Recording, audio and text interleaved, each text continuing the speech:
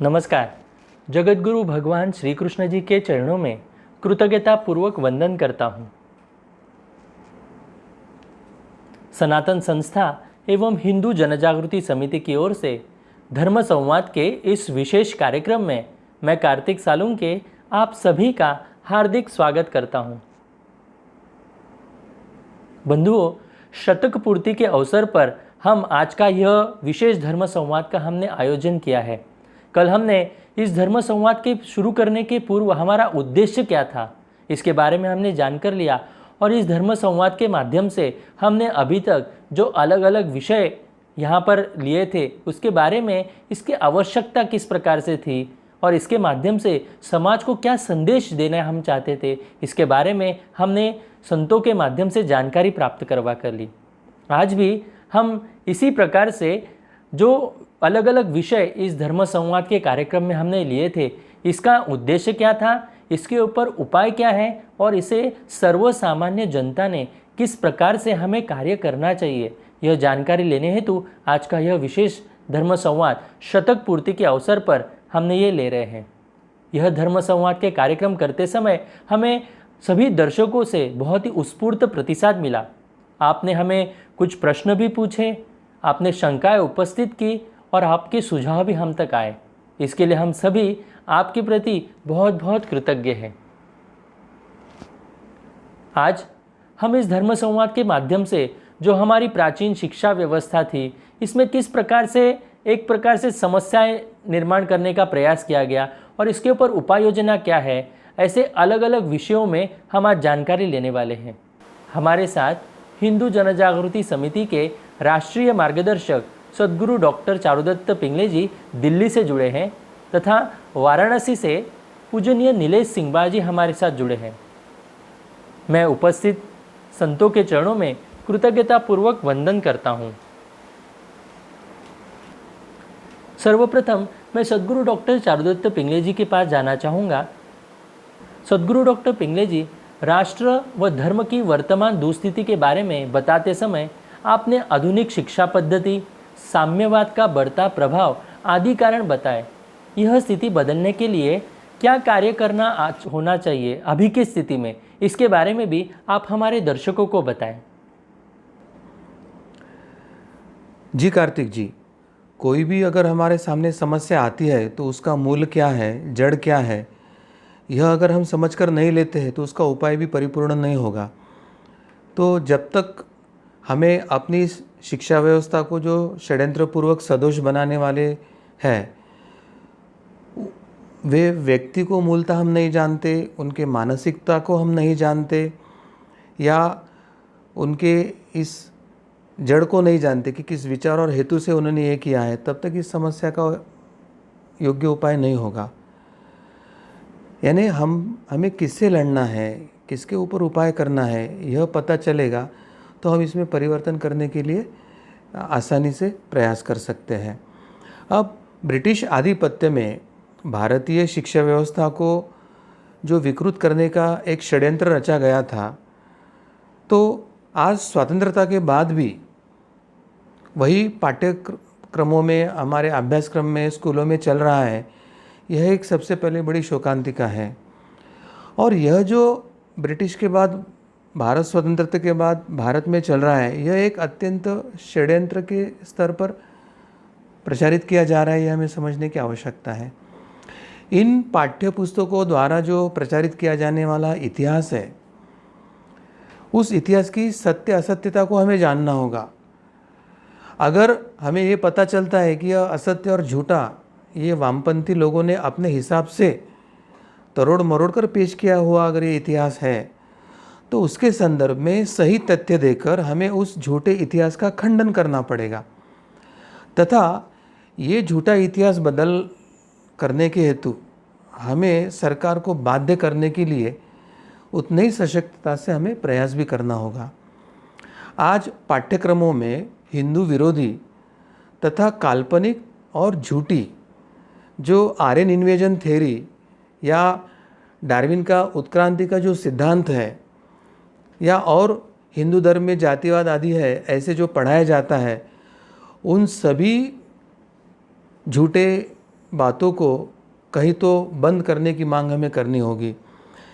अब भारत में प्रॉब्लम क्या है कि हिंदू धर्म में जाति है करके प्रचारित किया जाता है, और जो हिंदू व्यक्ति है उसको उसकी जात धर्म सभी पूछा जाता है। मगर वैसे देखें तो क्रिश्चियनों में भी जाति और पंथ है, इस्लाम में भी जाति और पंथ है। क्रिश्चियन का देखें तो सबसे बड़ा जो कट्टर उनका एक मिशनरी प्रसारक है वो कैथलिक है, फिर प्रोटेस्टेंट है, फिर ऑर्थोडॉक्स है, फिर प्रेस्बिटेरियन है, फिर इवांजेलिकल है। तो ऐसे अनेक प्रकार के जो क्रिश्चियन में भी सेक्ट है, और मूलतः इनके आपस में इतने झगड़े और फसाद है, तो क्रिश्चियन होने के बाद भी एक दूसरे को वो सपोर्ट नहीं करते। भारत में जब ये डच आए, फ्रेंच आए, इंग्लिश आए, पुर्तगीज़ आए, तो ये एक दूसरे के ऊपर, ये चर्च एक दूसरे के ऊपर अपना वर्चस्व जमाने के प्रयास में आए थे, वो समन्वय आपस में नहीं था।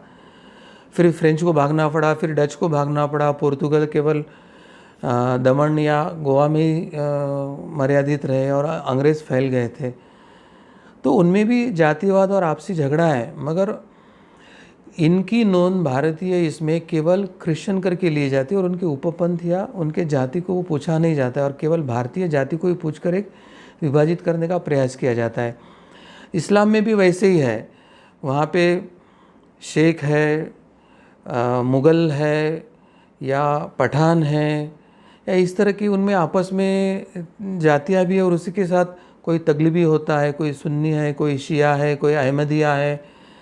तो इस तरह के उनमें भी अलग अलग प्रकार है, और वो एक दूसरे के ना तो मस्जिद में जाते हैं, ना तो एक दूसरे के दरगाह पे जाते हैं, और उनमें आपस में बड़ा टकराव रहता है। मगर एक बड़ा झूठा और प्यारा चित्र भारत में बनाया कि जातीयवाद केवल हिंदुओं में और क्रिश्चियन और इस्लाम में तो कोई जातीयवाद नहीं है।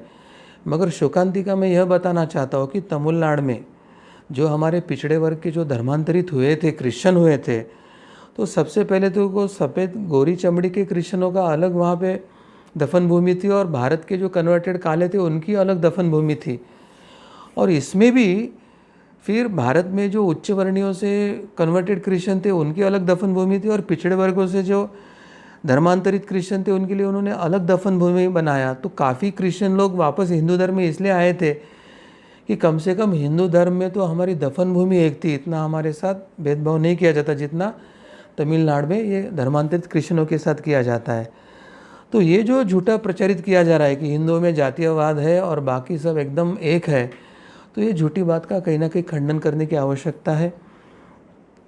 भारत के जो ऋषि मुनियों ने गणित के संदर्भ में हो, भूगोल के संदर्भ में हो, कुछ सिद्धांत अपने आध्यात्मिक बल और अध्ययन या ईश्वरीय ज्ञान के आधार पर सिद्धांत उन्होंने समाज के सामने रखे थे। तो उनके ये अनादिकाल से 1000-2000 वर्ष पूर्व के जो सिद्धांत है, वही सिद्धांत जब भारत से पहले अरब देशों में गए, फिर अरब देशों से यूरोप में गए, और इस काल में जब भारत से अरब देशों में गए उस समय मुग़ल और इस्लामिक आक्रांताओं का भारत पे वर्चस्व चल रहा था, और उसके बाद भारत पर क्रिश्चियन आक्रांताओं का वर्चस्व चल रहा था। तो इस काल में वह ज्ञान परंपरा पहले अरब देशों और फिर यूरोप में गई।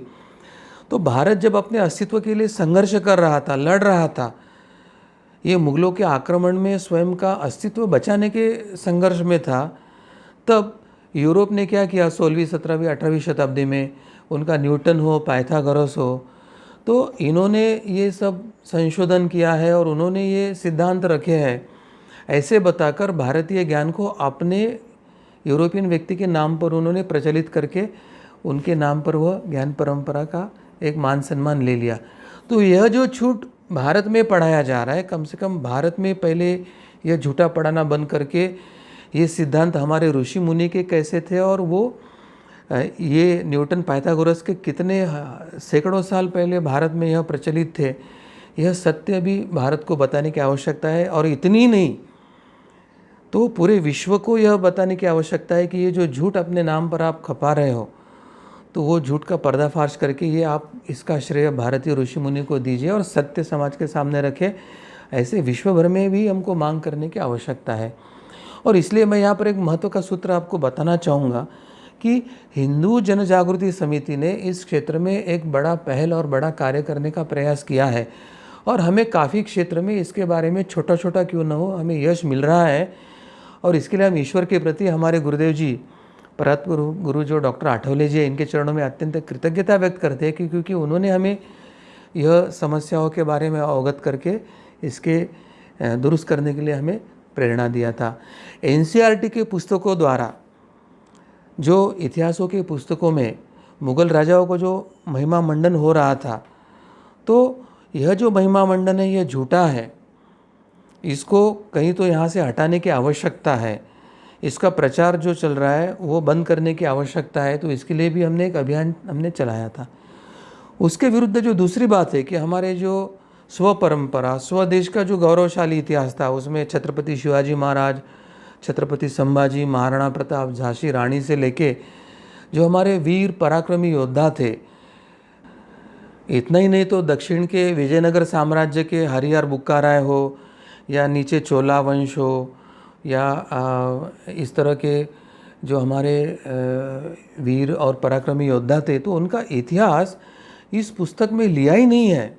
आज ऐसी स्थिति है कि भारत के युवकों को 1000 वर्ष में हमारे वीर योद्धाओं ने कैसे संघर्ष किया, 800 वर्ष के आसपास मुग़लों के साथ कैसे संघर्ष किया, आखिरी 200 वर्ष पूर्णतः ये ईसाईयत और क्रिश्चियनी मिशनरियों के साथ यानी अंग्रेज़ों के साथ कैसे संघर्ष किया है, तो यह इतिहास बताया ही नहीं जा रहा है। क्योंकि वस्तुतः जब अरब देशों में इस्लाम गया तो 35 से 50 वर्ष में अरब के पूरे देश मूल संस्कृति, अपना इतिहास, परंपरा को भूलकर 100% धर्मांतरित हो गए थे। जब यूरोप में ईसाईयत गई थी तो 35 से 50 वर्ष में यूरोप के संपूर्ण देश अपनी मूल संस्कृति, परंपरा को सबको भूलकर वे पूर्णतः ईसाईयत हो गए थे।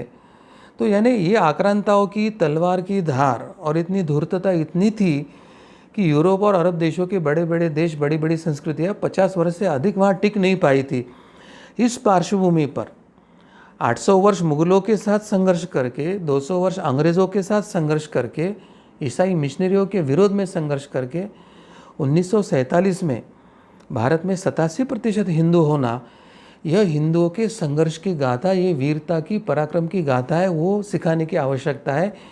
यह न सिखाते हुए जो मुग़ल का महिमा मंडन चल रहा है कि वे कैसे उदार थे, तो इसी को कहीं तो बदलने की आवश्यकता है। एक समय था जब हमारे ये इतिहास के पुस्तक में जो स्वातंत्र्य हमारा समर चल रहा था ब्रिटिशों के विरोध में, उसमें जो भगत सिंह, राजगुरु और सुखदेव या चंद्रशेखर आज़ाद ऐसे जो आदि क्रांतिकारी थे, उन्होंने जो एक गर्म दल के माध्यम से भारत को स्वतंत्रता मिलाने के लिए जो प्रयास किया था, तो उनको स्वतंत्र भारत में आतंकवादी कहा जा रहा था और उनको आतंकवादी करके इतिहास में पढ़ाया जा रहा था। इतनी बड़ी विडंबना ये वामपंथी इतिहासकार और ये जो सेक्युलर राज्यकर्ता है और ये कांग्रेस पार्टी है, जिन्होंने नाम तो गांधी का लिया मगर काम वामपंथ का किया, नाम गांधी का लिया, काम नेहरू का किया। तो ये जो गांधी के विचारों के खून करने वाले पार्टियां हैं, सेकुलर पार्टियां हैं, इन्होंने इन गर्म दल के क्रांतिकारकों को आतंकवादी कहकर पाठ्यपुस्तकों में सिखाने कर हमारे क्रांति गाथा को विडंबन करने का प्रयास किया। इसके विरोध में कहीं तो कदम उठाना चाहिए, ऐसे हमारे ध्यान में आया और हिंदू जनजागृति समिति ने इसके विरोध में एक जनजागृति का अभियान छेड़कर सरकार और शिक्षा मंत्रालय, शिक्षा व्यवस्था के विरोध में एक बड़ा आंदोलन खड़ा किया और यह विकृत पाठ बदलने के लिए सरकार को हमने बाध्य किया था। अब आपके मन में विचार आया होगा कि समिति ने तो संगठित तौर पर यह प्रयास किया था, तो हम अपनी जगह से हम क्या कर सकते हैं। तो मैं आप सबसे यही आह्वान करना चाहूँगा कि आप प्रत्येक परिवार अपने बच्चों की पुस्तकें ज़रूर पढ़िए, चाहे वो प्रथम कक्षा में हो या 10वीं कक्षा में हो, और उसमें जो आपको अनुचित लगता है, जो हमारे इतिहास को कलंकित करने वाला, हमारा परंपरा, संस्कृति, धर्म को एक विडंबनात्मक या विकृत करने वाला लगता है, तो वह समझकर उसके विरोध में सरकार को पत्र लिखना चाहिए, उसके विरोध में आक्षेप उठाना चाहिए। इसी के साथ ऐसे अगर आपके ख्याल में आते हैं तो आप हिंदू जनजागृति समिति के कार्यकर्ताओं को यह बताकर व्यक्तिगत तौर पे प्रयास करते समय हम संगठित तौर पर भी इसके विरोध में कैसे प्रयास करें, इसके लिए भी हम प्रयास कर सकते हैं। शिक्षा तज्ञ तथा हिंदू संगठनों को अगर इस विषय में आप अवगत कराते हैं तो हम सब मिलकर अगर इसके विरोध में अगर आंदोलन खड़ा करते हैं तो वर्तमान में कोई भी, चाहे वामपंथी सरकार हो, सेकुलर सरकार हो या हिंदू विरोधी विचार मत वाली सरकार हो, जागरूक और संगठित हिंदुओं के सामने वे इस तरह का झूठा और विकृत इतिहास आगे के समय में नहीं पढ़ा सकेगी, इतना मैं निश्चित आपको आश्वस्त करना चाहता हूँ। मगर इतना ही नहीं, यह करके हमें चुप नहीं रहना है। तो अंग्रेज़ों ने भारतीय शिक्षा पद्धति ध्वस्त करने के लिए हमारे युवकों के मन से स्व शिक्षा, स्व संस्कृति, स्व धर्म, स्व परंपरा, स्व इतिहास के बारे में एक न्यूनगंडता, हीनता का भाव जागृत करने के लिए जो मैकलो प्रणीत शिक्षा व्यवस्था अंग्रेज़ों ने निर्माण किया था और भारत को बर्बाद करने का षड्यंत्र किया था। और 1947 के बाद सेकुलर कांग्रेस ने, वामपंथी समर्थक नेहरू ने वही मैकलो शिक्षा आगे शुरू रख के शिक्षा के और इतिहास के सब सूत्र जैसे वामपंथी लोगों के हाथ में सौंप दिया था। तो इन सब बातों का विरोध करने की हमें आवश्यकता है।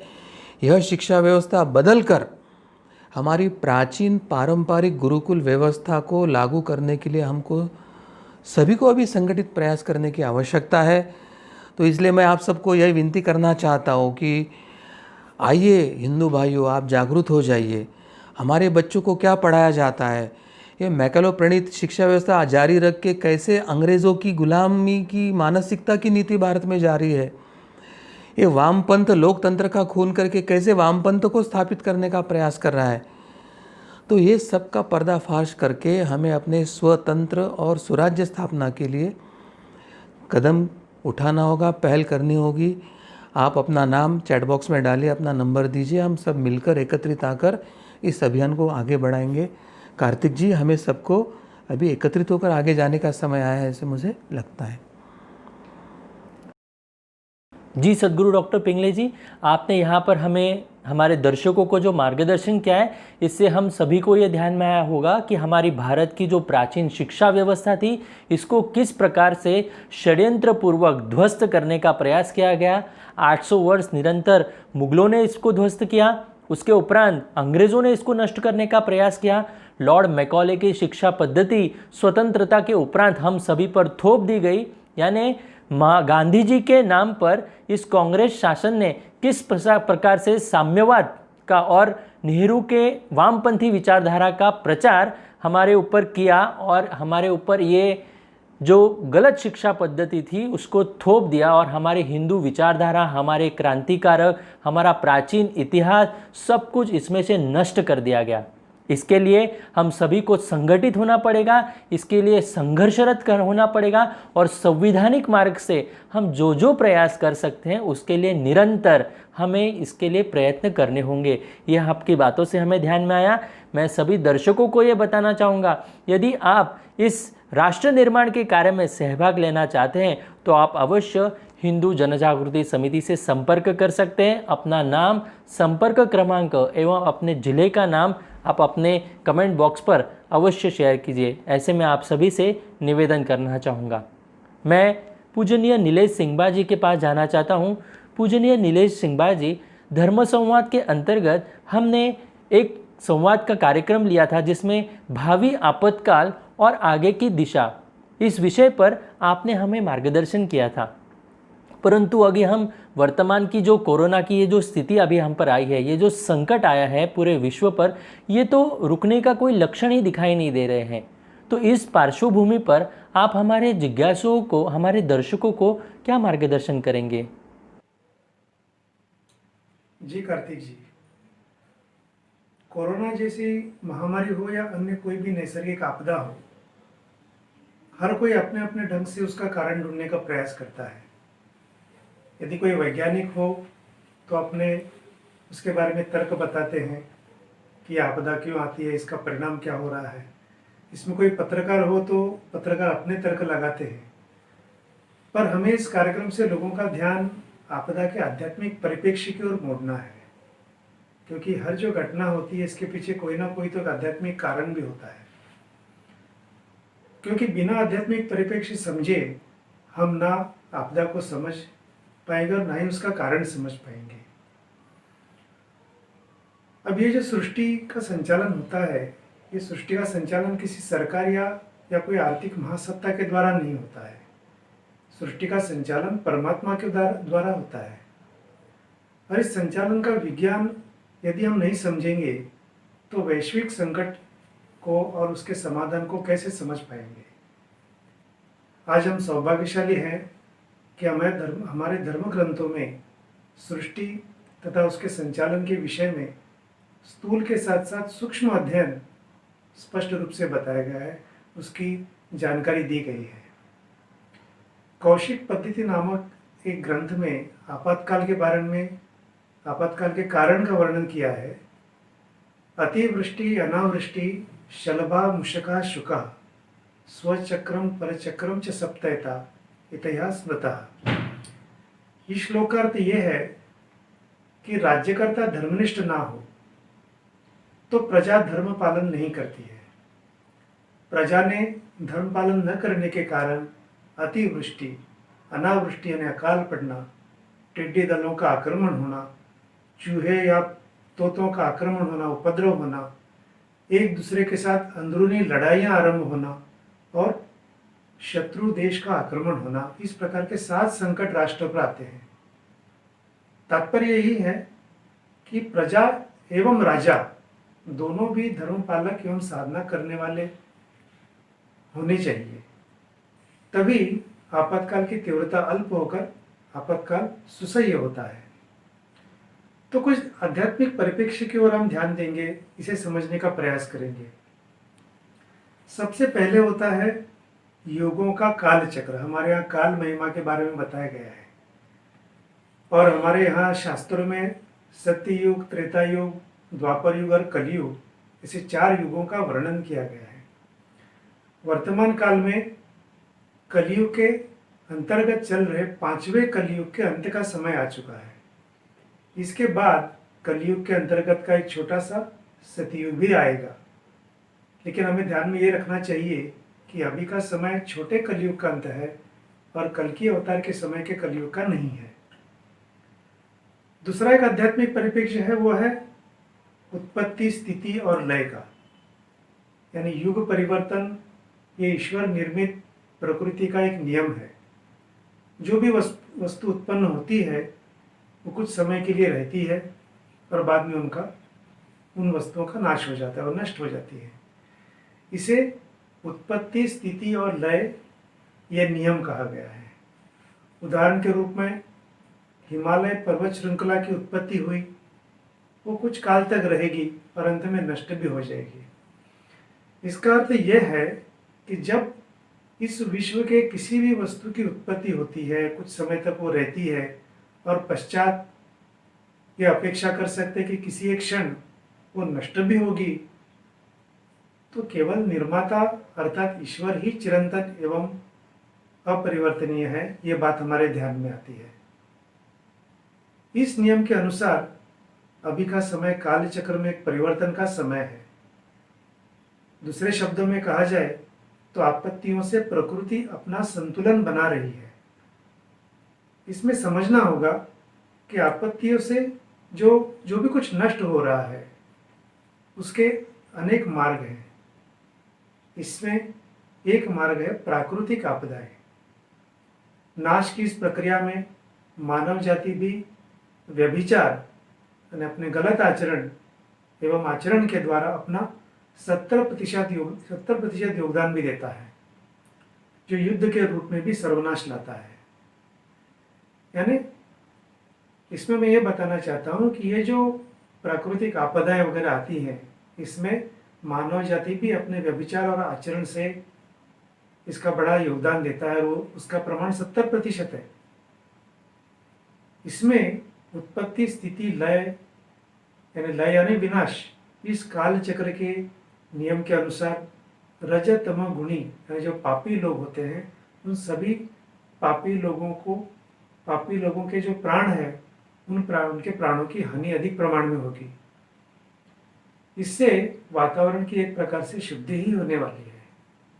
इस काल का उल्लेख अनेक भविष्यवेत्ताओं ने भी अपने भविष्यवाणियों में किया गया है। अब दूसरा होता है मनुष्य का कर्म और समष्टि प्रारब्ध। अब प्रारब्ध क्या है समझने के लिए हम मनुष्य का प्रारब्ध कैसे होता है समझने का प्रयास करेंगे। वर्तमान कलयुग में मनुष्य का 65% जो जीवन है वो प्रारब्ध के अनुसार व्यतीत होता है और 35% जो जीवन है वो अपने क्रियमाण कर्म यानी कर्म करने के स्वातंत्र के अनुसार वो व्यतीत होता है। 35% क्रियमाण उसमें उसके द्वारा हुए अच्छे और बुरे कर्मों का फल जो है वो प्रारब्ध या भाग्य के स्वरूप में उसे भोगना पड़ता है इस जीवन में। वर्तमान में धर्म शिक्षण और धर्माचरण के अभाव के कारण इसमें समाज के अधिकांश लोगों से स्वार्थ बढ़ा हुआ है और स्वार्थ या बढ़ते तमोगुण के कारण समाज, राष्ट्र और धर्म की हानि और इस प्रकार का कार्य हो रहा है। ये गलत कर्म पूरे समाज को भुगतने पड़ते हैं क्योंकि समाज उसकी इन सभी चीज़ों की ओर अनदेखी करते हैं। इसी प्रकार समष्टि के बुरे कर्मों का फल भी प्राकृतिक आपदाओं के रूप में सहन करना पड़ता है। जैसे आग में सूखे के साथ गीला भी जल जाता है, उसी प्रकार से ये हमें समझना चाहिए। तो इसी प्रकार समाज, राष्ट्र और धर्म का भी एक प्रारब्ध होता है और उस प्रारब्ध को समष्टि प्रारब्ध माना गया है।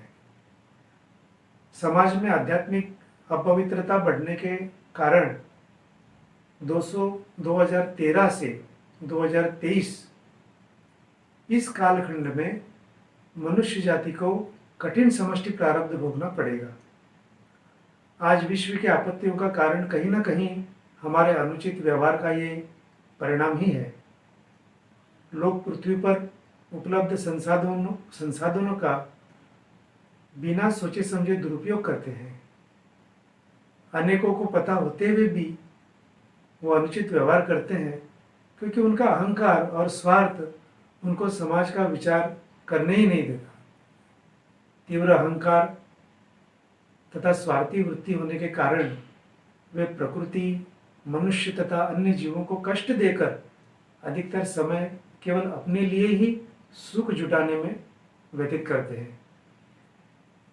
सरकारें कितना भी प्रयास करें, कानून बना ले, लेकिन व्यक्ति स्वयं अपने समाज ऋण को जब तक नहीं पहचानेगा तब तक परिवर्तन होना असंभव है।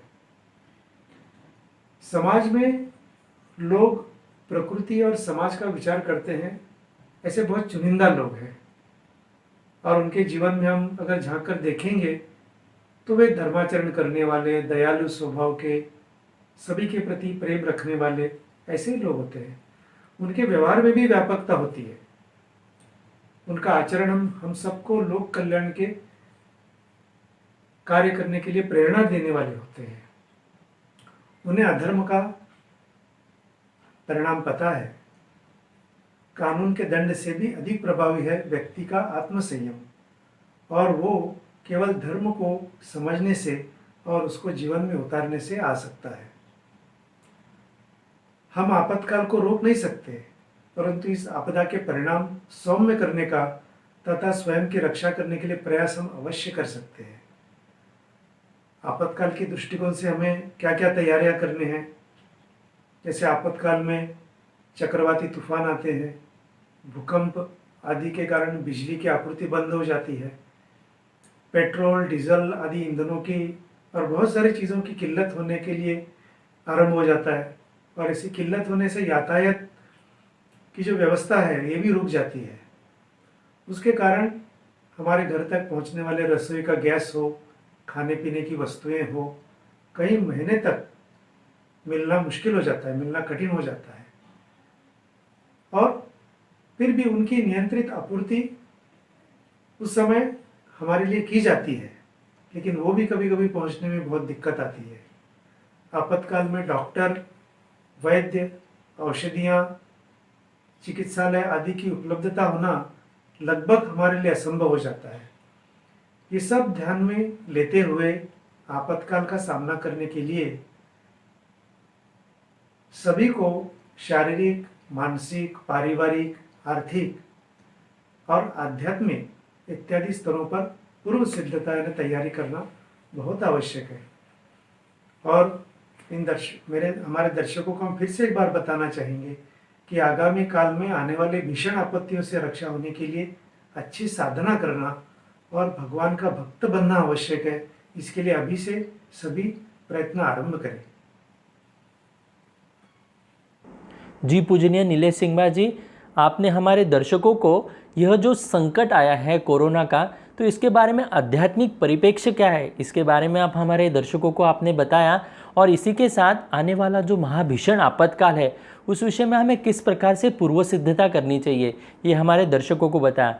मैं सभी से ये अनुरोध करना चाहूँगा, यह जो महत्वपूर्ण विषय हमने धर्म संवाद में लिया है, इसके बारे में यदि आपको अधिक जानकारी चाहिए हो तो आप हिंदू जागृति इस YouTube चैनल पर जाकर हमारे प्लेलिस्ट से आप यह सभी जो कार्यक्रम है इसको आप पुनः देख सकते हैं। अधिक से अधिक लोगों तक इसे पहुंचाने का प्रयास कर सकते हैं। इस आने वाले आपातकाल की दृष्टि से हम आप सभी के लिए यह मालिका बहुत ही मार्गदर्शक होगी। मैं सद्गुरु डॉक्टर चारुदत्त पिंगले जी के पास जाना चाहता हूँ। सद्गुरु डॉक्टर पिंगले जी, मुस्लिम आक्रांताओं ने हमारे गुरुकुलों को नष्ट करने से भारतीय शिक्षा व्यवस्था पर आघात हुआ, लेकिन क्या केवल आक्रमण ही कारण था या अन्य भी कुछ कारण थे? इसके बारे में आप हमारे दर्शकों को बताएं। कार्तिक जी, मुस्लिम आक्रांताओं ने हमारे गुरुकुलों को नष्ट करने का जो प्रयास किया उससे भारतीय शिक्षा व्यवस्था पर आघात तो हुआ है, मगर उसके साथ अन्य बहुत सी कारणें भी है जिसके वजह से हमारी शिक्षा व्यवस्था पर परिणाम होते गया। क्योंकि प्रारंभिक चाहे बौद्ध काल हो तो उसके पहले भारत में सर्वत्र वैदिक काल ही प्रचलित था। वैदिक काल में सब तरफ जो विद्यालय, विश्वविद्यालय और शिक्षा व्यवस्था थी वो वेदों से लेके तो सभी तरह के जो पारंपरिक विज्ञान हो, अर्थनीति हो, शिक्षा हो, धातु विज्ञान हो, खगोल शास्त्र हो, ज्योतिष शास्त्र हो, कला हो, साहित्य हो, इसी सभी संदर्भ में विषय चल रहे थे। मगर वैदिक काल को थोड़ा सा ग्रहण लगने के बाद कुछ राजाओं ने, हिंदू राजाओं ने बौद्ध मत स्वीकार किया था। अब बौद्ध मत स्वीकार करने के बाद ये जो वैदिक परंपरा के जो स्कूल और विश्वविद्यालय थे, अब वो बौद्ध परंपरा के राजाओं के हाथ में जाने के बाद उस शिक्षा व्यवस्था में बौद्ध धर्म की भी धर्म शिक्षा के कुछ प्रावधान शुरू होकर विद्यालय, विश्वविद्यालयों पर बौद्ध पद्धति का भी संस्कार होना प्रारंभ हुआ। 5वीं शताब्दी से 12वीं शताब्दी तक करीब करीब 700 वर्ष के काल में बौद्ध राजा के अधीन जो शिक्षा पद्धति में जो विश्वविद्यालय थे उन्होंने शिक्षादान का कार्य जारी रखा था। अब बौद्ध काल में भी शिक्षा में साहित्य, दर्शन, कला, व्यापार, कृषि आदि पाठ्यक्रम उच्च स्तर पे उसी तरह से जैसे वैदिक काल में चल रहा था उसी आगे सिखाते रहे थे। और उसके साथ कुछ बौद्ध धर्म के संदर्भ में या बाद में कुछ जैन परंपरा में जो राजा परावर्तित हो गए उसके कारण कुछ जगह जैन पंथ के विषय में भी अभ्यासक्रम पाठ्यक्रम में शुरू हुए थे। अब बौद्ध विश्वविद्यालयों में छात्रों के संस्कार, आचरण तथा उनकी आध्यात्मिक विकास, इन बातों पर विशेष ध्यान दिया जाता था तथा जो वैदिक परंपरा में प्रश्नोत्तर हो या वाद विवाद हो उसके माध्यम से जो ज्ञान देना या ज्ञान परंपरा जारी रखना होता था, उसी प्रकार बौद्ध काल में भी ज्ञान ग्रहण और ज्ञानदान की परंपरा आगे शुरू थी। परंतु 700 वर्ष के दीर्घ काल में धीरे धीरे जैसे बौद्ध मत का प्रभाव कम होने लगा और पुनश्च वैदिक काल का उदय होने लगा, तो बौद्ध विश्वविद्यालयों में जो कार्यान्वित जो उनके अनुयायी थे तो वे गौतम बुद्ध के जो बताए गए मूल सिद्धांत थे तो उन सिद्धांतों का पालन करना या उन सिद्धांतों का अनुकरण करना ऐसे उनसे धीरे धीरे धीरे कम होते गया। यानी कर्म से, आचरण से बौद्ध धर्म के अनुयायी है वह खंडित होने लगे, उनका प्रमाण कम होने लगा। इन बौद्ध विश्वविद्यालयों का एक वैशिष्ट्य भी था, जैसे हमारे वैदिक परंपरा में शिक्षा व्यवस्था में हम छात्रों के संस्कार, आचरण एवं उनके आध्यात्मिक विकास पर विशेष ध्यान देते हैं, उसी धरती पर इन विश्वविद्यालयों में भी छात्रों के इन तीनों विकासों पर ध्यान दिया जाता था तथा हमारी परंपरा में जिस तरह से प्रश्नोत्तर हो या वाद विवाद हो, इसके माध्यम से ज्ञान ग्रहण की एक परंपरा चालू थी, वह भी इन विश्वविद्यालयों में शुरू ही थी। परंतु 700 वर्ष के जो दीर्घ काल में गौतम बुद्ध ने जो मूलभूत सिद्धांत बताए थे, उसका पालन करना, उनका अनुकरण करना जैसे जैसे कम होते गया, बौद्ध धर्म का प्रभाव समाज के ऊपर से कम होते गया, या फिर से हिंदू धर्म की परंपरा के लोगों ने स्वीकार करना शुरू किया राजा हटने के बाद, तो उसका परिणाम शिक्षा व्यवस्था पर भी हुआ और धीरे धीरे बौद्ध मत का प्रभाव भी इन शिक्षा या महाविद्यालय के इकाइयों से कम होते गया। इन समय में दूसरा एक जो बात हुई कि बौद्ध राजा आने के बाद अहिंसा तत्व ज्ञान के ऊपर अधिक जोर देने के कारण जो सर्वसामान्य लोगों को एक सैनिक शिक्षा देने की आवश्यकता होती थी, तो उस सैनिक शिक्षा की उपेक्षा इन विश्वविद्यालयों ने किया था। राजाओं ने बौद्ध मत धारण करने के बाद, गौतम बुद्ध के अहिंसा तत्व को स्वीकारने के बाद, अपनी प्रजा के रक्षा हेतु, राष्ट्र के रक्षा हेतु सैनिक निर्माण हो, प्रजा को, युवकों को सैनिकी शिक्षा मिले, उसकी योजना न बनाने के कारण सैनिकी शिक्षा से समाज वंचित रहा। बौद्ध काल में अस्त्र और शस्त्र का निर्माण हो, उसके संदर्भ में अनुसंधान हो, उसकी विकास हो, उन्नति हो, ये सब प्रक्रिया बंद हो चुकी थी और सैनिक शिक्षा भी बंद, अस्त्र शस्त्र विकास की प्रक्रिया भी बंद होने के कारण एक समाज में ऐसी स्थिति हुई कि व्यक्ति स्वयं का प्रतिकार करने की स्थिति में नहीं थे। और ऐसे जब स्थिति भारत भूमि पर आई थी, ऐसे समय में इस्लामी आक्रांताओं ने भारत पर आक्रमण किया और भारतीय सेना दुर्बल थी, शस्त्र अस्त्र विकसित नहीं थे, पुरातन या पारंपरिक थे, और राज्य भी सैनिकी बल के आधार पर वो कमज़ोर बन चुके थे। तो आक्रांताओं से रक्षण करने की योजना ही राजाओं के पास नहीं थी और इस कारण मुस्लिम आक्रांताओं की छोटी छोटी भी टोलियाँ आई और उन्होंने भिक्षुओं की हत्या करना शुरू कर दिया, विश्वविद्यालयों का विध्वंस शुरू किया। उनकी जो संपदा थी, चाहे उनकी इमारतें हो या उनका समृद्ध ग्रंथालय हो, उसको ध्वस्त करके जलाने का एक बड़ा पाप ये लोग करना शुरू कर दिया। और परिणाम क्या हुआ उसका कि भारत कई शताब्दी तक इस्लामी शासकों का, आक्रांताओं का गुलाम बन के रह गया। तो वैदिक काल के बाद जब बौद्ध काल आया, अहिंसा के तत्वज्ञान का प्रभाव पड़ा, सैनिकी शिक्षा देना बंद हुआ और अस्त्र शस्त्र का अनुसंधान और विकास करना कम हुआ, ऐसे इसमें इस्लामी आक्रांता आए और हज़ारों वर्ष की वीरता की गौरवशाली परंपरा की जो एक विरासत हमें मिली थी, तो कहीं ये गुलामी के दौर भारत में शुरू हो गए।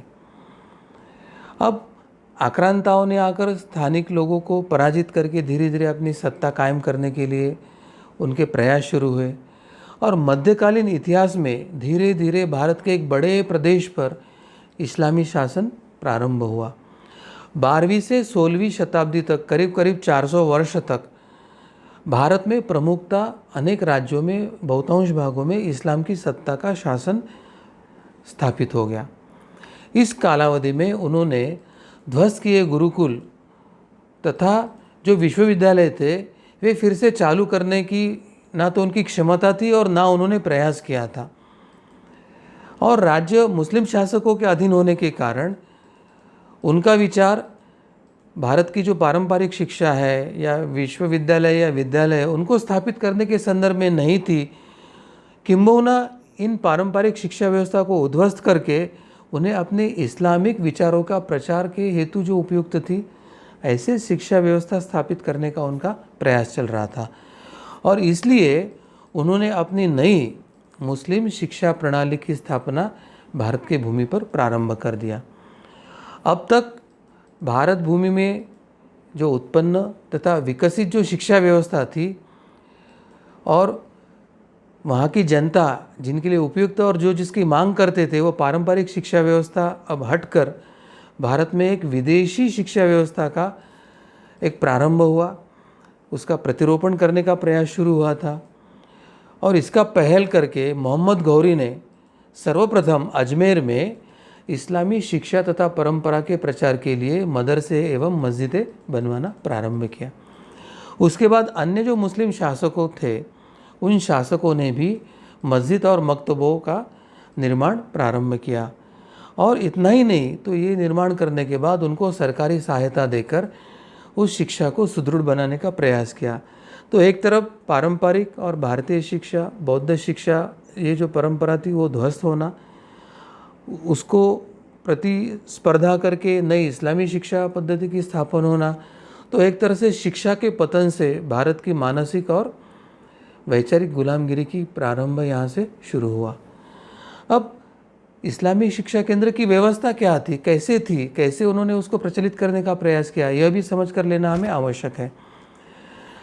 यह केंद्र, शिक्षा के जो केंद्र थे इस्लामिक शिक्षा के, वे अधिकतर मस्जिदों से ही जुड़े हुए रहते थे और यह आवासी नहीं होती थी। वो आकर जाकर ऐसी शिक्षा व्यवस्था थी, तो यहाँ आवास की व्यवस्था नहीं होती थी। अधिकतर जो मस्जिदों के मौलवी थे वही शिक्षक के रूप में इन विद्यालयों को चलाते थे। बिस्मिल्लाह इस उच्चारण के साथ शिक्षा केंद्र चालू होते थे और इस शिक्षा केंद्र में इस्लामिक धार्मिक तत्वों को ही प्राधान्यता दी जाती थी। वर्णमाला के अध्ययन के साथ कुरानों की आयत जो है उसको कंठस्थ बच्चों से कराई जाती थी और यह कहते समय आयतों का अर्थ समझने की अपेक्षा उसके उच्चारण पर अधिक ध्यान दिया जाता था। इसलिए उसमें क्या लिखा है, उसका अर्थ क्या है, इसके बारे में अधिक चर्चा वहाँ पर नहीं होती थी। अब शिक्षा का माध्यम संस्कृत या पारंपरिक भारतीय भाषाओं छोड़कर अभी शिक्षा लेने का माध्यम फारसी भाषा की तरफ शिफ्ट हो गया था और इस्लामी शासकों के परंपरा में उच्च स्तर की शिक्षा का अध्ययन लेने के लिए बहुत ही कम लोग आते थे और अधिकांश जो लोग आते थे वो साक्षरता होनी चाहिए, कुछ प्रारंभिक शिक्षा ले लिया, इतने उनके लिए काफ़ी था। बाकी वो शिक्षा के तरफ ज़्यादा कष्ट लेने की तैयारी उस समय नहीं थी उनकी। इससे क्या हो गया कि समाज में एक अंधविश्वास ही बढ़ने लगा। कई बाल विवाह प्रथाएँ प्रारंभ हो गई, कई पर्दा प्रथा अधिक प्रचलित होना शुरू हो गया। ऐसे अनेक कुरीतियों का भी प्रचलन समय के साथ बढ़ना शुरू हो गया। अब स्थानिक लोक भाषा की उपेक्षा करने का क्या परिणाम हुआ? शिक्षा का माध्यम अगर स्वभाषा है, स्थानिक भाषा है, तो क्या लाभ होता है, परंतु स्थानिक स्वभाषा न रखने के कारण क्या परिणाम हुआ? तो इस्लाम काल में अरबी या फारसी भाषा, इसी को उन्होंने राजभाषा बनाया था और वो राजभाषा होने के कारण जिनको फारसी या अरबी भाषा आती थी ऐसे ही लोगों को राजपदों पर नियुक्त करने की उनकी परंपरा थी। और किसी को राज दरबार में या प्रशासकीय इसमें अगर कोई नियुक्ति चाहिए, नौकरी करना चाहता है, तो उसको इन भाषा में निपुणता होना बहुत आवश्यक था। अब इसका परिणाम क्या हो गया है कि जो स्थानिक भाषा थी उसकी उपेक्षा होने शुरू हो गई। उसके प्रचार या उसका विकास की जो अन्य संभावनाएं थी वह भी समाप्त होने लगी। और कुछ कालांतर के बाद क्या हुआ कि शिक्षा के माध्यम से हो या सामाजिक बोलचाल के माध्यम से हो, उर्दू भाषा को ही प्रोत्साहित किया जाने लगा। तो एक तरह से इस्लामी आक्रांताओं का शासन यह स्वभाषाओं पर एक आघात था, स्वभाषा के प्रचलन और विकास पर एक आघात था और राजभाषा होने के कारण सर्वसामान्य की बोलचाल की भाषाओं पर प्रभाव करके अभी उर्दू को ही व्यापार किया, बोलचाल की भाषा बनाने के लिए जो एक बाध्य किया गया। तो इतना बड़ा एक परिणाम स्थानिक भाषाओं पर आक्रांताओं के राज्य स्थापित होने के कारण हुआ था। अब स्त्री शिक्षा के संदर्भ में क्या परिणाम हुआ? तो इस्लामी शिक्षा स्थापित होने के परंपरा में स्त्री शिक्षा की उपेक्षा शुरू हो गई। एक तो भाषा में परिवर्तन, और उस समय जब इस्लामी काल आया तो इस्लाम स्त्रियों के लिए पर्दा का बाध्यता थी, तो पर्दा प्रथा का प्रचलन बढ़ा था। पर्दा प्रचलन बढ़ने के कारण उन्हें शिक्षा के अवसर प्राप्त होना ही कम थे और गैर मुसलमानों को पर्दा करके शिक्षा लेने के लिए बहुत से मर्यादा भी आ रही थी। मकतबों में छोटी लड़कियां पढ़ना लिखना सीखती तो थी, परंतु उनको उच्च शिक्षा लेना संभव ही नहीं था। राजकुलों के या उस समय के जो धनी परिवार थे तो उनकी बालिकाओं की जो शिक्षा व्यवस्था थी तो वो उनके घरों पर ही हो जाती, तो बड़े घरानों के बच्चियों को भी शिक्षा मिलना संभव होता था। सर्वसामान्य स्त्रियां या बच्चियां शिक्षा से वंचित रहती थी। सामान्य परिवार अब शिक्षा से दूर जाने लगे और इसका एकंदरित परिणाम हो गया कि भारत में स्त्री शिक्षा उपेक्षित हो गई और स्त्रियां अशिक्षित रहने की एक नई परंपरा शुरू हो गई। तो स्त्रियां अशिक्षित रहने के पीछे जो सनातन धर्म को एक कुछ वर्तमान वामपंथी जो एक मिथ्या आरोप करते हैं या स्त्री शिक्षा प्रतिबंधित है या वेदों ने या ब्राह्मणों में स्त्री शिक्षा वंचित कहा गया, ये जो झूठा प्रचार चल रहा है, तो प्रत्यक्ष में इस्लामी शासनों के काल में ही स्त्रियों को शिक्षा से वंचित करने की प्रक्रिया शुरू हुई थी। यह हमें समझ कर लेने की आवश्यकता है। एक तरफ स्त्रियां की शिक्षा की हमने वंचितता देखी, मगर सामान्यतः इस्लामी शिक्षा का प्रचलन के बाद हिंदुओं की शिक्षा में उनके शिक्षा और साक्षरता में क्या परिणाम हुआ उसका भी अध्ययन करना आवश्यक है। अब जो समाज अपनी प्राचीन वैदिक परंपरा को मानता है, जिसकी आस्था मूर्ति पूजा और सगुण निर्गुण पर है, ऐसा समाज मक्तबों में जाकर इस्लाम की सर्वोच्चता बनाने वाली शिक्षा ले कैसे सकते थे? वो तो मूर्ति पूजा को विरोध करने वाले, वेदों को विरोध करने वाले या हिंदू धर्म को हीनता या हिंदू धर्म के नाश के लिए जो आए थे, ऐसे इस्लामी आक्रांताओं की शिक्षा को तो लेना वो अवित्र ही मानते थे। और मुस्लिम शासक केवल इस्लामी शिक्षा व्यवस्था के प्रचार के लिए सहायता करते थे। इसके कारण उन्होंने हिंदू शिक्षा पद्धति को ना तो प्रचलित किया ना तो बढ़ावा दिया, बल्कि उन्होंने उसकी उपेक्षा करके शिक्षा व्यवस्था को ध्वस्त करने का प्रयास किया था। तो इसका एकत्रित परिणाम ऐसे हुआ कि हिंदुओं की शिक्षा जो थी वो उपेक्षित होकर हिंदू शिक्षा से धीरे धीरे दूर जाने लगा। मध्यकाल में जो इस्लामी राजा थे, हम सबको पता है कि वो अपनी भोग विलास या उनकी जो विलासता थी उसके लिए लोकप्रिय थे।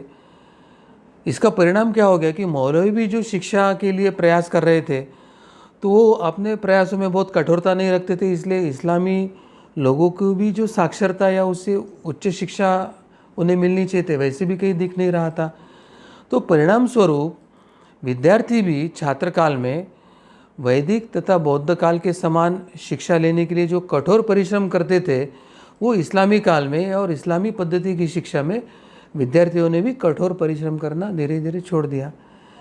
इसका परिणाम क्या हुआ? राज्य में विद्रोह, हत्या, इतनी बातें बढ़ने लगी। मुस्लिमी शासक जो थे वो बार बार बदलना उनका शुरू हो गया। एक ही परिवार, बच्चा है तो अपने पिता की हत्या कर रहा है, तो भतीजा है वो चाचा की हत्या करके सत्य हाथी आ रहा।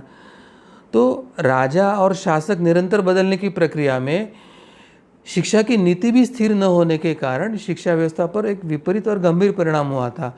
क्योंकि एक शासक आया और वो गया और फिर दूसरा शासक आया, तो दूसरा आने वाला पहले शासक की शिक्षा व्यवस्था को बदल देता था और वो अपने हिसाब से नई शिक्षा व्यवस्था शुरू कर देता था। तो इसके कारण इस्लामिक काल में शिक्षा व्यवस्था सदैव अस्थिर रही और वो पतन की तरफ ही रही, ऐसे हमें दिखाई देता है। तो इन सभी दोषों के कारण मुस्लिम शिक्षा हतोत्साहित हो रही थी, उसको प्रचार होना संभव नहीं हो रहा था, उसका प्रचलन होना संभव नहीं हो रहा था, लोग उससे दूर दूर जा रहे थे। और ये शासनकाल में शिक्षा व्यवस्था में कई सारी अन्य विकृतियाँ भी प्रचलन होना शुरू हो गया। आज भी हम इन विकृतियों का प्रभाव अनुभव करते हैं। आज भी इन विकृतियों का प्रभाव हमारी शिक्षा व्यवस्था में हम देख सकते हैं। प्राचीन काल की जो भारतीय शिक्षा व्यवस्था थी वो इन इस्लामी कार्यकाल में धीरे धीरे दुर्बल होने के कारण जब बाद में अंग्रेज़ों के हाथ में भारतीय सत्ता के सूत्र हस्तांतरित होना शुरू हो गया, तो अंग्रेज़ों को भारतीय शिक्षा व्यवस्था सहजता से समाप्त करना, सहजता से नष्ट करना उनको संभव हुआ। मगर इतना होने के बाद भी आज 1947 के बाद अपने बलबूते भारतीय जो प्रज्ञा है, भारतीय जो बुद्धि है या भारतीय समाज है, वो पुनश्च इस राख से अंगारों की तरह पुनश्च उभर कर ऊपर आ रहे हैं। शिक्षा में वो धीरे धीरे आगे बढ़े हैं, अनुसंधान और शोध कार्य में आगे बढ़े हुए हैं। ये वामपंथी और सेकुलर कांग्रेस की नीति अगर भारत के अनुकूल होती तो जो हिंदुओं का पलायन दक्षिण से हुआ या ब्रेन ड्रेन पूरे भारत से होके आज चाहे नासा हो या अमेरिका के आईटी सेक्टर हो या यूरोप या अन्य जगह के जो बुद्धिवादी क्षेत्र है जिसमें हमारे भारत के लोग जाके वहाँ शास्त्रज्ञ करके योगदान दे रहे हैं, वहाँ पे उच्च कोटि के अनुसंधानक या शोध कार्य कर रहे हैं, तो वे लोग अगर भारत से बाहर नहीं गए होते तो आज भारत की वर्तमान स्थिति में ही भारत विश्व गुरु और भारत सर्वोच्च सत्ता करके स्थापित हुआ होता। दक्षिण में जो सांप्रदायिकता के कारण जो हिंदुओं का उच्च वर्णियों का पलायन हुआ, हिंदुओं का ब्रेन ड्रेन हुआ है, जिसने आज अमेरिका और यूरोप को एक शिक्षा और अनुसंधान में उच्च स्तर पर लेके गया, नासा को, वो स्थिति अगर भारत की होती तो आज भारत सर्वोच्च स्थिति में रहता था। तो आज हमको ये चक्र उल्टा घुमाकर पलायन किए हुए हिंदू को वापस भारत में एक स्थान देने की आवश्यकता है, उनको गौरव और सम्मान देने की आवश्यकता है। धन के लालच पर जो ब्रेन ड्रेन हो रहा है तो उनको भारत में उतनी सक्षमता से सुविधा देकर उनमें राष्ट्र प्रेम जागृत हो, ऐसी शिक्षा व्यवस्था लगाकर हमें पैसा कम मिला तो चलेगा, हमें सुख सुविधा कम मिली तो चलेगी, हम मगर भारत में रह के भारत के माध्यम से हमारे राष्ट्र और धर्म का उत्थान करेंगे, ऐसे संकल्प लेने वाले नए पीढ़ी के निर्माण की आवश्यकता है। और इसके लिए हम सब मिलके ज़रूर प्रयास करेंगे। कार्तिक जी। जी सद्गुरु डॉक्टर पिंगले जी, आपने जो विषय अभी हमारे सामने रखा है तो इससे यह बात हमें ध्यान में आई कि आज तक के हमारे शिक्षा के इतिहास में हमें अभी तक यह जानकारी पढ़ाई नहीं गई है। हमारे युवाओं को इस प्रकार की शिक्षाएं दी नहीं जा रही है और उसी का परिणाम आज हम देख रहे हैं कि हमारे हिंदुओं के मन से हमारे धर्म का विषय का स्वाभिमान ही पूर्ण रूप से कम हो गया है। आज हिंदू धर्म का आचरण नहीं कर रहे हैं। तो ये सच्चा इतिहास हमारे लोगों के मन में, हिंदुओं के मन में जाने के लिए हमें पुनः एक बार यह शिक्षा व्यवस्था का प्रारंभ करना होगा, गुरुकुल शिक्षा पद्धति का पुनर्स्थापना करनी होगी। और इसके लिए जैसे आपने कहा है, सभी दर्शकों को मैं आह्वान करता हूं कि हम सभी को एकत्रित आकर यह मांग प्रशासन से करनी होगी।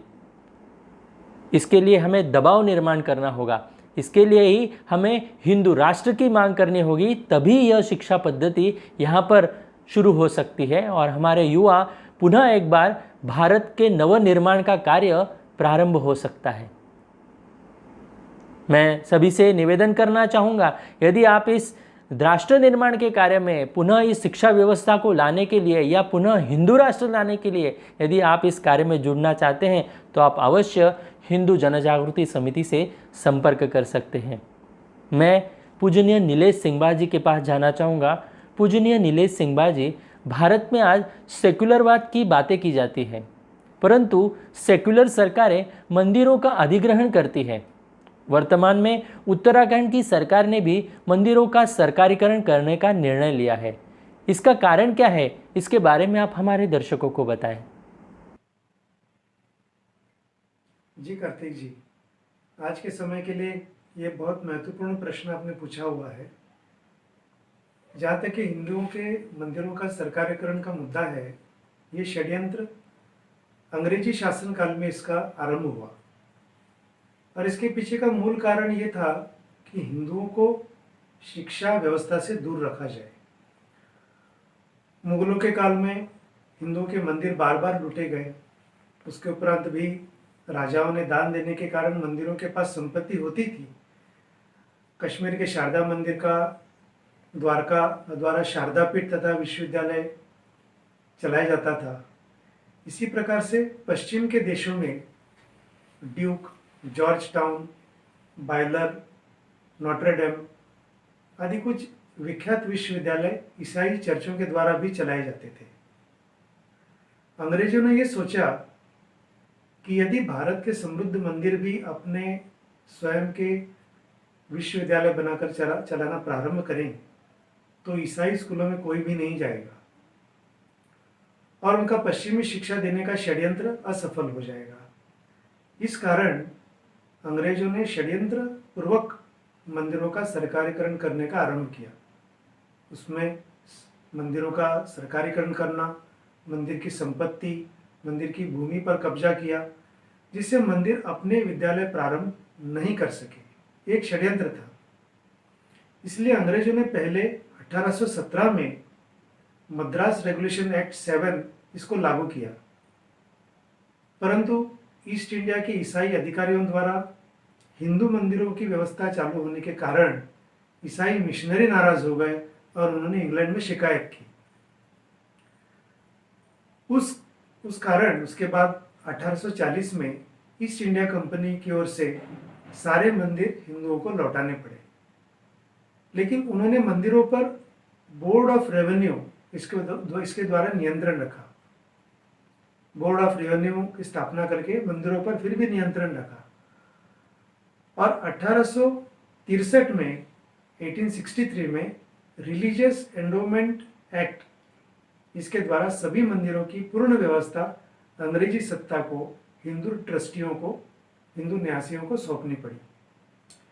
लेकिन फिर से 1925 में उन्होंने the Madras religious and charitable act पारित करके हिंदू, मुस्लिम, सिख, ईसाई सभी के धार्मिक स्थल पर कब्जा करने का षड्यंत्र फिर से किया। परंतु इस कानून को मुस्लिम और ईसाई धर्मावलंबियों ने प्रखरता से विरोध किया। उनके आंदोलन होने लगे और इस कारण से अंग्रेजों ने इस कानून में सुधार किया और सुधार करके उसमें केवल हिंदुओं के लिए घोषित किया और उसका नाम था the Madras Hindu religious and charitable act 1927। इसको पारित कर दिया और 1935 में तो उन्होंने और भी कठोर कानून बनाया और ये कठोर कानून बनाकर सरकार किसी भी मंदिर को नोटिस देकर अपने कब्जे में ले सकती है, ऐसे अंग्रेजी सत्ता ने घोषित कर दिया। विभिन्न राजाओं के राज्य भी इसी प्रकार से उन्होंने अपने अधीन कर लिए, कब्जे में लिए और इसी प्रकार मंदिरों पर भी कब्जा किया। भारत की स्वतंत्रता के उपरांत कुछ बदलाव नहीं हुआ, ये बहुत दुर्भाग्य की बात है।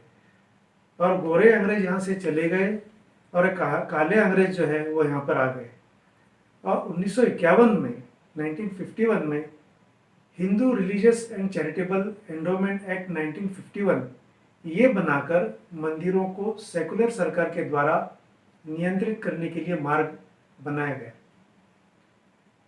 सेकुलर शासन ने धार्मिक अधिनियमों के द्वारा हिंदुओं के मंदिरों की भूमि और संपत्ति को जब्त कर लिया।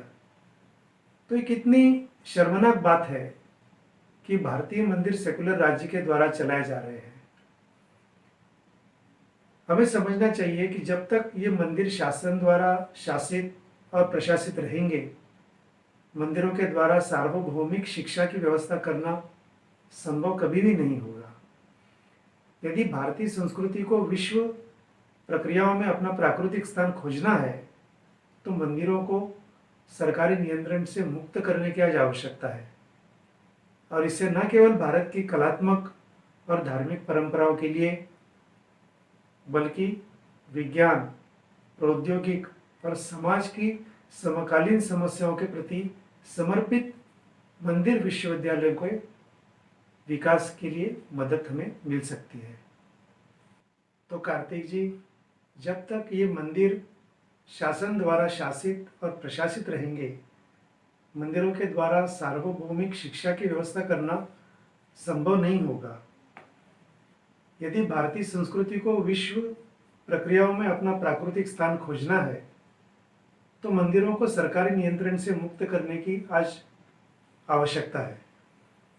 इससे न केवल भारत की कलात्मक और धार्मिक परंपराओं के लिए बल्कि विज्ञान, प्रौद्योगिक और समाज की समकालीन व्यवस्थाओं के प्रति समर्पित मंदिर विश्वविद्यालयों के विकास में मदद मिलेगी। जी पूजनीय नीलेश सिंघवा जी, आपने जो जानकारी हम तक पहुंचाई है, इससे भी यही बात हम सभी को ध्यान में आई कि मंदिरों का सरकारीकरण होना, इसके पीछे का मूल जो इसकी शुरुआत हुई थी वो अंग्रेज़ों के काल से शुरू हुई थी और इसका परिणाम यही था कि हिंदुओं को जब से शिक्षा व्यवस्था से, हमारी प्राचीन शिक्षा पद्धति से दूर किया गया, तब से यह मंदिरों का सरकारीकरण का षड्यंत्र शुरू हुआ है। और आज भी निरंतर इस सेकुलर सरकार में भी, इस सेकुलर आज के हमारे संविधान में भी इस प्रकार से यह कार्यवाही हो रही है। और इसके लिए एक ही उपाय है कि हम सभी हिंदुओं को एकत्रित आकर हिंदू राष्ट्र की मांग करनी चाहिए और मंदिरों को सरकारीकरण से दूर रखकर उसका व्यवस्थापन भक्तों के हाथों में सौंप देना चाहिए। बंधुओं, हमारे मंदिर हमारे शक्ति का, ऊर्जा का स्रोत है, ऊर्जा के केंद्र है। इसके लिए मंदिरों के माध्यम से हमारी धर्म की शिक्षा का एक प्रसार बहुत बड़ी मात्रा में होना चाहिए और इसके लिए ही हम सभी को संगठित होकर इसके लिए प्रयास करना होगा।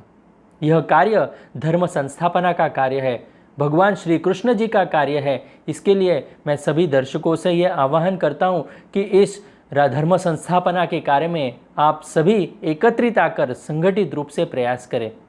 इस धर्म संवाद के शतक पूर्ति के अवसर पर जो ये विशेष संवाद का हमने आयोजन किया है, इसका उद्देश्य यही है कि इस धर्म संवाद के माध्यम से एक सभी हिंदुओं के मन में एक बीज जाए और सभी एक संगठित रूप से हम यह राष्ट्र निर्माण का कार्य कर पाए और पुनः एक बार भारत को विश्व गुरु के स्थान पर लेके जाए। यही इस धर्म संवाद के कार्यक्रम के माध्यम से हमारा उद्देश्य है। मैं सभी दर्शकों को पुनः एक बार निवेदन और आह्वान करना चाहूँगा, यदि आप इस कार्य में जुड़ना चाहते हैं तो आप अवश्य आपकी जानकारी चैट बॉक्स पर दें। यह धर्म संवाद की मालिका सुनते समय यदि आपके कोई अभिप्राय है तो आप अवश्य हमें अभिप्राय दे सकते हैं। आपके संपर्क में जो समिति समन्वयक हैं उन्हें आप दे सकते हैं या फिर अपने चैट बॉक्स पर आपके अभिप्राय आप हम तक निश्चित रूप से पहुंचाएं।